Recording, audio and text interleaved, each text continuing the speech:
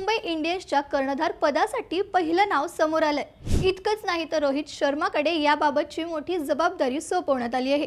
एमआयच्या कर्णधार पदासाठी कोणाचं नाव समोर आलंय आणि रोहितवर काय जबाबदारी सोपवली आहे हे जाणून घेण्यासाठी ही रील शेवटपर्यंत पहा आणि थोडक्यातला फॉलो करा। तर 2026च्या IPL मधील अत्यंत खराब कामगिरीनंतर हार्दिक पांड्या मुंबई इंडियन्सची साथ सोडणार असल्याच्या जोरदार चर्चा आहेत।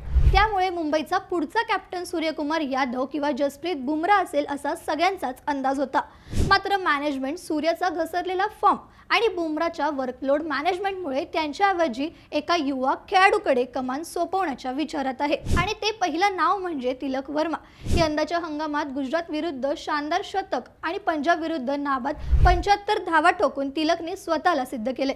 भविष्याचा विचार करून रोहित शर्मा स्वतः तिलक वर्माच्या नावावर शिक्कामोर्तब करण्याची मोठी शक्यता आहे, कारण रोहितने तिलक मधील नेतृत्व गुण खूप जवळून पाहिलेत। मग तुमच्या मते सूर्यकुमार आणि बुमराहला डावलून युवा तिलक वर्माला मुंबई इंडियन्सचा कॅप्टन करणं योग्य ठरेल का? तुमचं मत आम्हाला हो किंवा नाही मध्ये सांगा। ही रील MI फॅन्सला शेअर करा आणि अशाच सगळ्या क्रिकेट अपडेट्ससाठी थोडक्यातला फॉलो करायला विसरू नका। बातमी म्हणजे थोडक्यात।